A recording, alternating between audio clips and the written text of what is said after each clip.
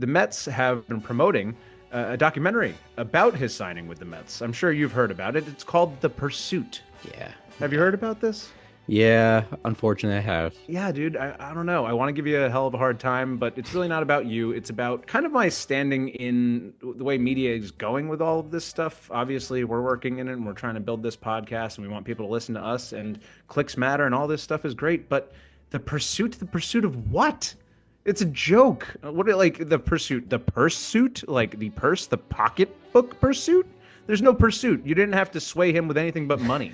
Uncle Steve was going to bring him over no matter what, and the Yankees were going to have their limit. I don't understand what they're going to break down for us. And, you hear their head of creative or, content marketing. Oh, well, people really want to know what's happening behind the scenes and how they made this happen. Really? Come on, man. And listen, Ed, one is just being a baseball superstitious person. I hate releasing something like this so early before anything happens because God forbid an injury comes from this, a few poor seasons. Right. Whatever, beat me to it, yeah. That's in the back of my mind. But also, to your point, I would be okay with this. Again, if it came out after they did something, after he did something, after they won something, after he broke a record, after they won that World Series the first time since '86. Like, why are we doing this right now? Just to capture the moment, make a couple extra dollars?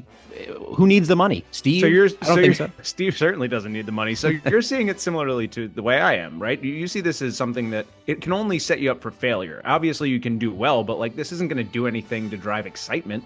Fans are already excited.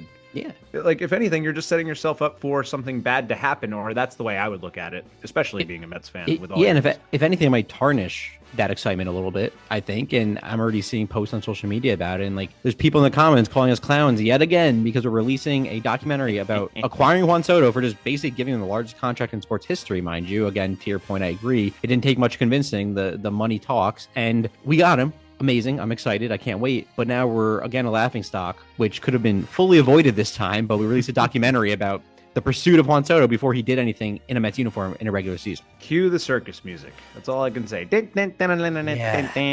It is. They're looking for more ways to drive excitement around something that fans are already inherently excited about. There's not much more you can drive around it, and it does. It makes you look a little bit like a rinky-dink franchise, like the Little Brothers, like the ones who are saying, "Hey, it's me. Give me attention. We're still here." Yeah, like, look what we did. But like, who cares? Like, I'd rather watch a making of that pastrami sandwich versus Juan Soto's pursuit before he even becomes a Met in a regular season, plays a game in the regular season, wins a playoff game, hopefully brings us to a World Series. It's so stupid, Ed. You can have a Juan Soto with your pastrami sandwich.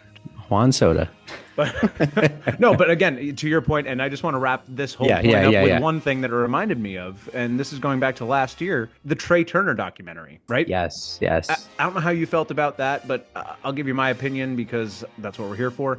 I looked at that like this was what a wonderful story. Great that fans actually, and Philly fans especially, getting behind their player, right? No, you're going through a slump. You're having a terrible time out there. And they say, Philly fans, let's all get behind Trey Turner. Let's cheer for him. The first at bat, let's do it. And great. It was a great moment. It was nice to see. But that was it. And he went on to tear after that. But how did the season end for the Phillies, Alec? Exactly. Tell me how it went. Oh, I'll tell you how it ended. You know how it ended, Ed. As a Mets fan, we're happy how it ended. In happily miserable fashion for you. And that's where I'm saying, if that's how it's going to end, what was the documentary worth? Just a feel-good story for 5 seconds? I just don't quite get it. And I will say the one thing that honestly interests me the most about the story is how Philly fans can actually stand up and cheer for a struggling player because they are ruthless and cutthroat, similar to New York fans where they will boo you until you perform or run out of that city. Yeah, so, I wanted the documentary about the filth they spew. That's what I want. Yeah, about them throwing shit on the field. How they can't have Dollar Dog Night anymore because they abused it. Like, or Philly forcing fans themselves to throw up on a child.